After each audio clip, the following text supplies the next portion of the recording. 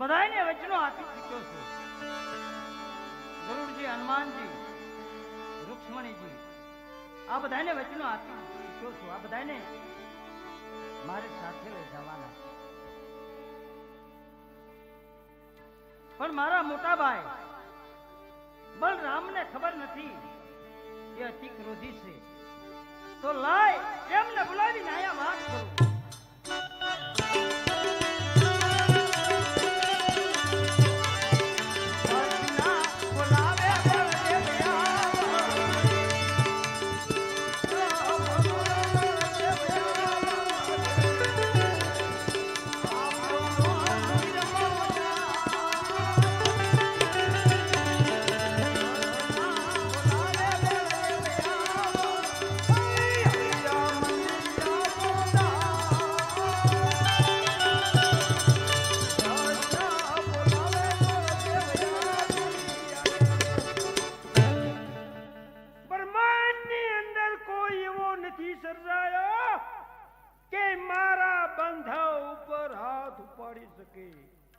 લેલાટે એમને પાટો બાંધ્યો છે અને લુધિની તો ધારા વહેશે. તો કોણ નષ્ટાચાર પાપી છે? તો લઈ પેલા એમને હું એ પૂછું.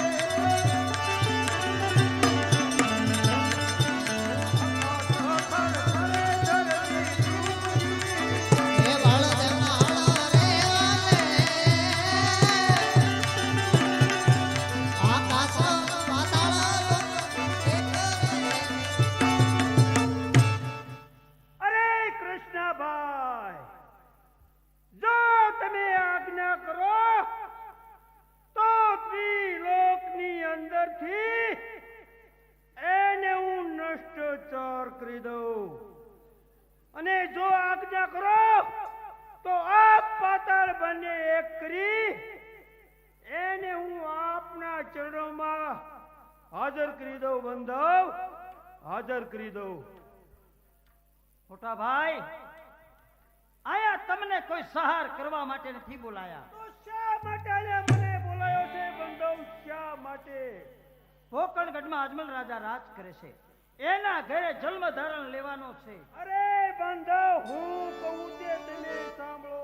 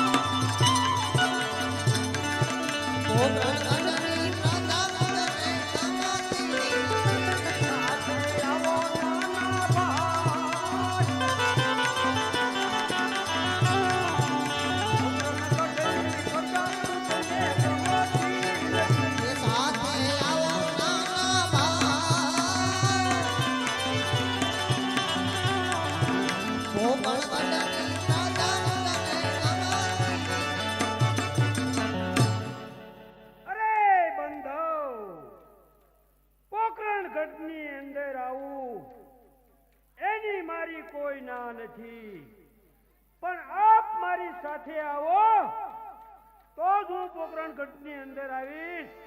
નકર બંધવ, પોકરણગઢની અંદર હું કદાપી નહીં આવું. એ પણ મારું વચન છે. મોટા ભાઈ, હું પણ તમારી સાથે આવવાનો છું. તો બંધવ, આપ મને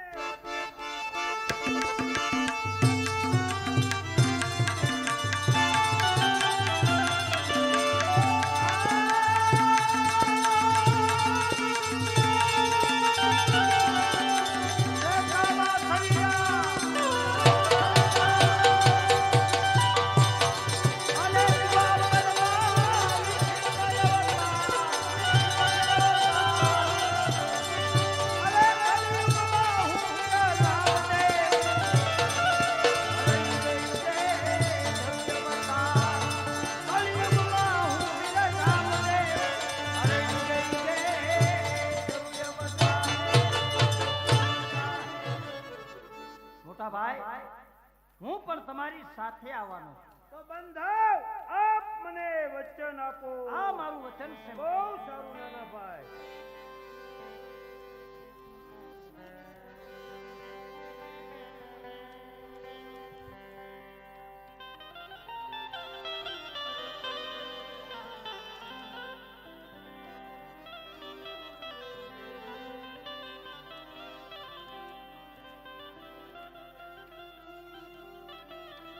અરે હા સતી, હું દ્વારકા ગયો હતો. પ્રભુએ મને આપોઆપ દર્શન આપ્યા અને આ બંને પુષ્પો આપ્યા અને મને કીધું કે આપના ઘરે અવતાર ધારણ કરીશ, આપનું વાંજિયા મેણું ટાળે. અરે હા સ્વામિનાથ, પેલું પુષ્પ આપ્યું તે બાળકનું નામ શું? જે મેં તમને પહેલું પુષ્પ આપ્યું, બાળકનો જન્મ થાય એમનું નામ તમે વિરમદેવ રાખજો. અરે હા સ્વામિનાથ, બીજું પુષ્પ આપ્યું તે બાળકનું નામ શું? જે મેં તમને બીજું પુષ્પ આપ્યું, બાળકનો જન્મ થાય એમનું નામ તમે રૂડુ રામદેવ રાખજો. અરે હા સ્વામિનાથ,